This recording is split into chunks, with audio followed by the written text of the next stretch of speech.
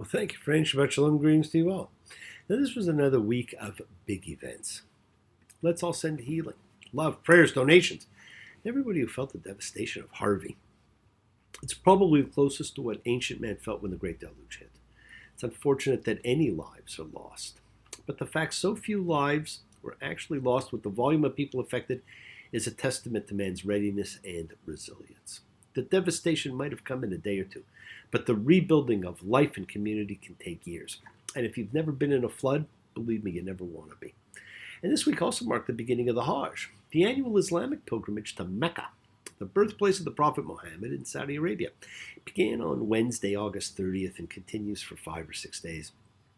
Now, it is, of course, considered one of the 5 pillars or core ritual practices of Islam, and the Hajj is considered vital to the Muslim experience and must be performed at least once in every Muslim's life. Now, did you catch it? It's not should be performed, must be performed. Now, in Islamic lunar calendar, the Hajj takes place in the final month before the New Year. And the New Year, which will be the year 1439 AH, Anno Hegirai, in the year of the Hirja, will be on September 22nd this year, which happens to be Rosh Hashanah, so Israel will be celebrating its new year, and it enters year 5778. Just a few more. Now, sometimes people ask, what does it mean, 5778 from what? Well, the simple answer is 5778 years from creation, as determined by counting back the years in the Bible. And the calculations for that actually come from none other than Maimonides, who mentioned it first in his book Mishnah Torah, Sanctification of the New Moon. So the numbering would actually be AM, Anno Mundi, year of the world. But that's a whole other topic. There are many Christian pilgrimages too. None are mandated. And most, of course, are connected to the birth, the life, the crucifixion of Jesus, as well as the sites associated with the apostles. There were no Jewish pilgrimages since the destruction of the temple, and the closest thing to a pilgrimage in Judaism would have been the 3 gathering festivals that we know about. Now, although it is great if everybody does get to go to Israel at some point in their lives, it's not mandated, but it's recommended, and it is an amazing country. Now, the only other religion, I think, which has a mandated pilgrimage is one of the youngest of the religions, the Baha'i faith, which actually has 2 mandated pilgrimages, one in Iraq, one in Iran. And since they're not the most hospitable of places, they've added the Baha'i World Center in Haifa, Israel, as an acceptable alternative. And if you've never been there, it is incredible and has some of the most amazing gardens you will ever see in your life. After 2 days in the desert sun, my skin began to turn red. After 3 days in the desert fun, I was looking at a riverbed, and the story it told of a river that flowed made me sad to think it was dead. I've been through the desert on a horse with no name. It felt good to be out of the rain. In the desert, you can't remember your name, 'cause there ain't no one for to give you no pain. The desert pilgrimage, my friend. Go on one today. Now, friends, the overwhelming thought behind any pilgrimage is the fact it's about making community. It unites people in brotherhood and fellowship, connecting single parts to a higher energy by being part of a much greater whole. My friends, we come together as part of a greater whole, and we share spirit, energy, as a chavura, fellowship. So let's all join together to express our nature of kindness, compassion, thoughts, feelings, hopes, dreams, and wishes that unites us all as we come together every week in this community house of Spirit Beth Ruach. So once again, please do go ahead and invite everybody you know, physically, psychically, spiritually, emotionally, to gather, to come together and share from Psalm 133, the Hine Matov, Hine Matov, Shebetahim Gam Yachad, Hine Matov, Shebetahim Gam Yachad. How good, how pleasant it is for brothers and sisters together. Community, community.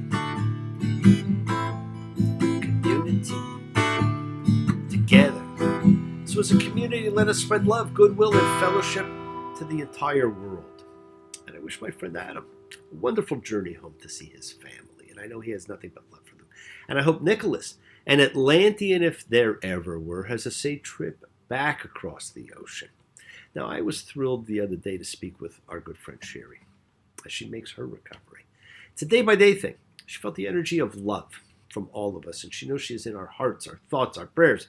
Friends, our health and healing and our constant ability to renew our lives, our spirits, our energies, it knows no bounds.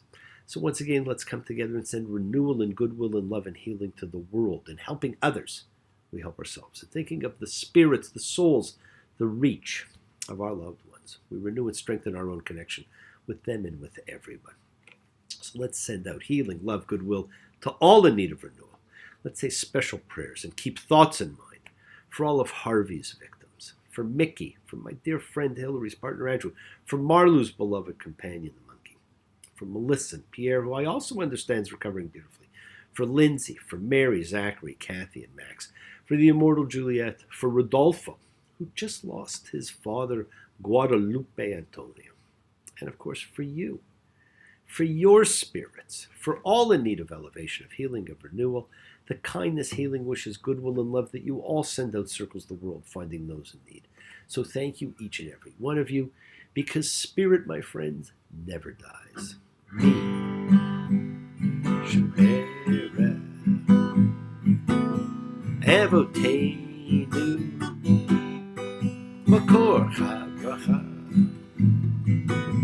Limotainu, may the source of strength bless the ones before us. Help us find the courage to make our lives a blessing.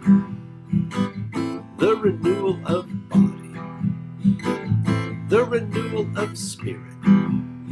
Let us say, Amen. Bisha Barak, let us all, everywhere, have our spirits renewed. Now, there's some fascinating things, as there always are in this week's Parsha, Ki tetze, when you go forth. Beginning with the rights of women again, when women had no rights. Laws about taking care of another's property, and the obligation to return lost property. How often do you see that today? Rules about some forbidden relationships that always seem to be there. Talk regarding sacred prostitutes, a very interesting topic. And it ends with the strange ritual of the levirate marriage, something you don't hear much about today. In Deuteronomy 25:5, the dead man's wife shall not be an unrelated man's outside. Her brother-in-law shall come to her and take her to him for a wife, and shall do the brother-in-law's duty for her. It's from the Latin word levir, meaning brother-in-law. And so if somebody died, his brother was to marry his wife. Okay? Like I say, you don't see it much today, although today it might be called the Beau Biden rule. Anyhow, ethics, morals, humanity, in an era when there's none, showing decency, returning property, sacred prostitutes, and marrying your dead brother's wife.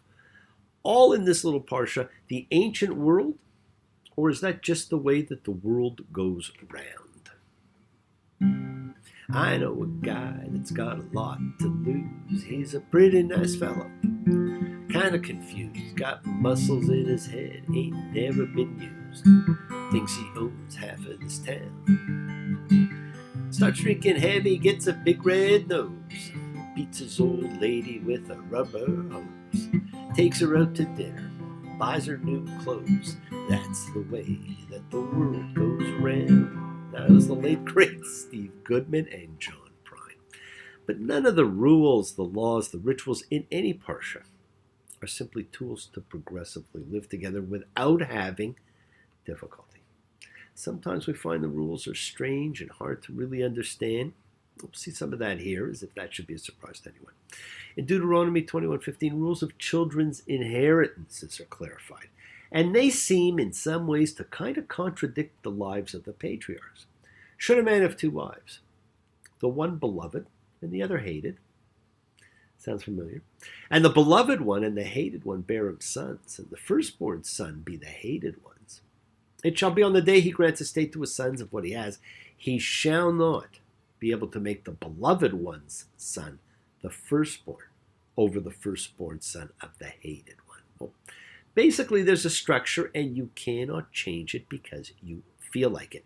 Firstborn wins. Now, we saw that wasn't actually the case with pretty well all of the patriarchs who had more than one child. And we won't talk about Jacob and Esau or Reuben. And it's ironic because Jacob does, in fact, take away the double portion from Reuben, who is the son of the less loved wife Leah. And he gives it to Joseph, who was the son of the more loved wife Rachel. There are contradictory laws, my friends, and you will see them again and again, and it's okay. Now, there's also a verse that's used today to condemn a couple of quite common occurrences. Deuteronomy 22:5. There shall not be a man's gear on a woman, and a man shall not wear a woman's garment, for whoever does these is an abhorrence to the Lord your God. Now, no equivocation there. And it's also followed up by something taken as another relationship prohibition from Deuteronomy 22:9. You shall not seed your vineyard with two kinds. And that's taken as a prohibition against mixed marriages. After all, as the verse continues, you shall not plow with an ox and an ass together. Now, we talked about this when we first encountered those laws earlier in the Torah. The search for interpretation sometimes makes us take one step forward, two steps back. We should not be arguing about some of these things today, 3,000 years later. We even have a little controversy in this portion, what many have taken to be the law regarding divorce in Deuteronomy 24:1, but it is not the law regarding divorce. In reality, there is no law in the Torah telling how to get married, and no law telling how to get divorced. The same goes for funerals and bar mitzvahs. Even such well-known Jewish practices as saying Kaddish and sitting Shiva are not mentioned in the Torah. Bar and bat mitzvah, not even thought of, not treated, not mentioned. Friends, the concern of the Torah is purely with doing the commandments. All of these ceremonies were detailed in rabbinic law and practice much, much later. They developed over time, and they do, in fact, continue to change over time. In fact, few ceremonies outside of the sacrifices at the tabernacle are actually given. And yet, it is the subsequent rituals and ceremonies that seem to have people concerned the most. Look past some of the ritual. See the reason. See the seed of humanity in a book of law. And all of this crisscross of rules, of laws, of regulations, of ritual, of morals, of ethics. There's an attempt to bring humanity to its highest point in a book of law. You cannot have rules without taking into account the ethics, the morals. We're getting closer and closer to the days of awe, a couple of weeks away, which we think about these things and how they relate in our own life. And so it's time to think about these things. And in this parsha, there's an absolutely amazing concept at the beginning in Deuteronomy 21:10, I want to point out to you. And you see among the captives a woman of comely features, and you desire her and take her for yourself as a wife. Well, that in itself does not sound like much. But in the ancient, and perhaps unfortunately not so ancient world, the true casualties of war were not the soldiers, but the populations, the families, the women, the children, the society. Village A defeats village B. Country A defeats country B. It's no different in the animal world. The victor sees a woman he likes. He is attracted to her. After all, she is comely, beautiful. The same epithet is attached to Joseph in Genesis 39, when the captive Hebrew becomes the object of his Egyptian mistress's lustful gaze. And when you find the same phrase in the Bible, it tends to point to connections. Anyhow, we're in the war period of the Bible. The victor sees a woman and wants her for his wife. Well, in most ancient societies, he just takes her and that's it. Just read the Iliad or any of the other great classical epics. Well, not so in the Torah.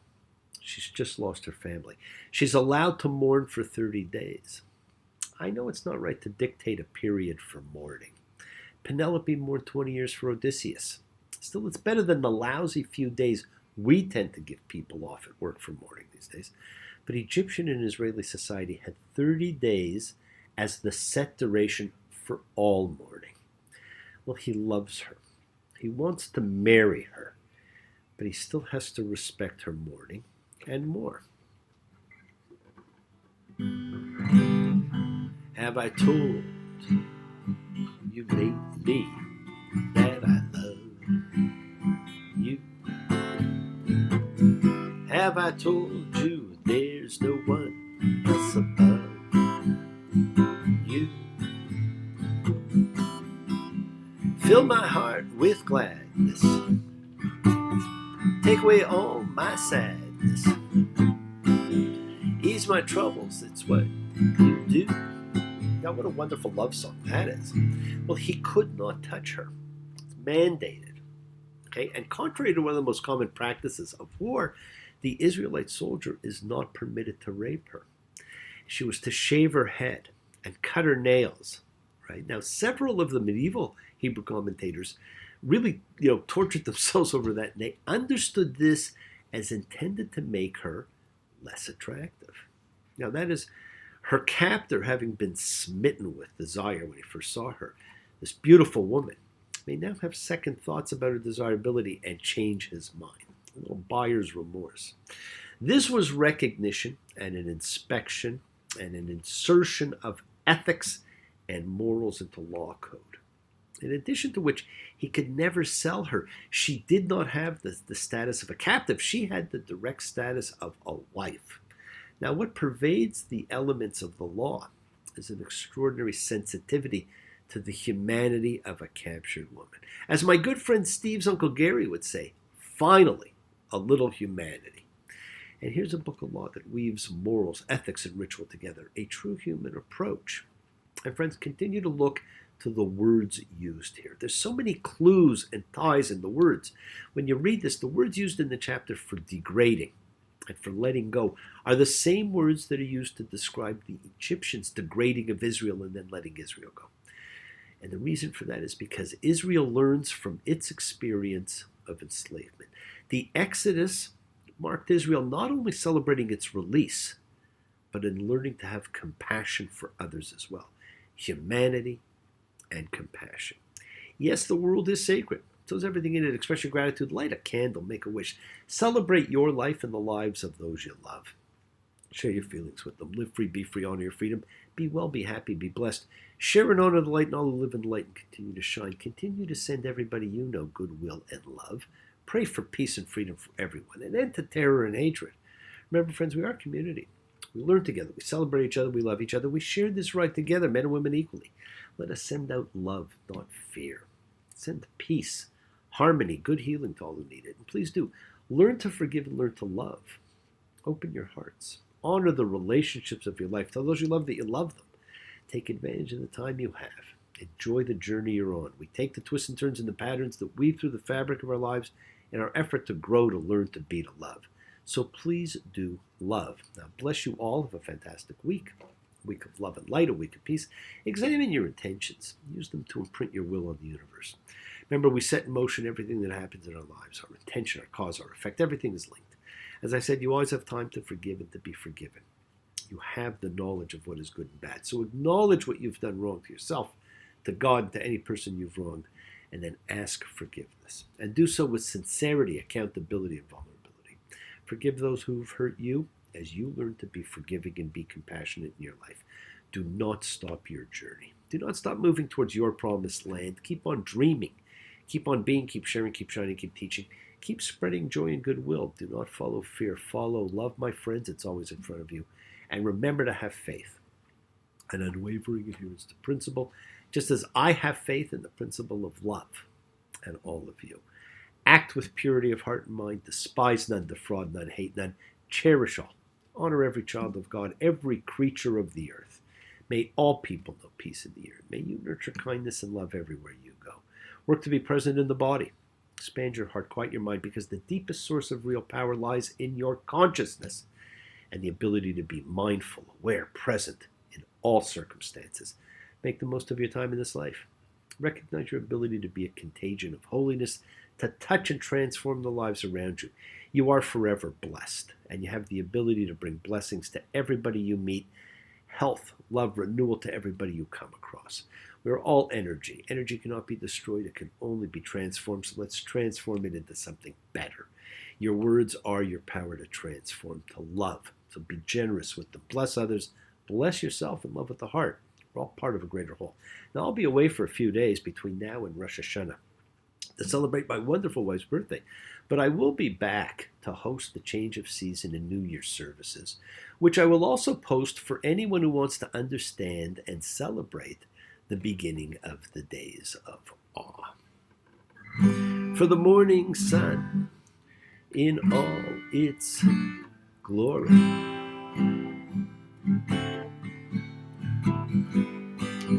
greets the day with hopes and comfort too.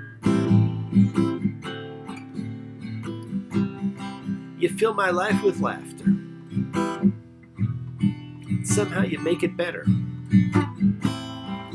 Ease my troubles, that's what you do. There's a love that's divine, and it's yours and it's mine, like the sun.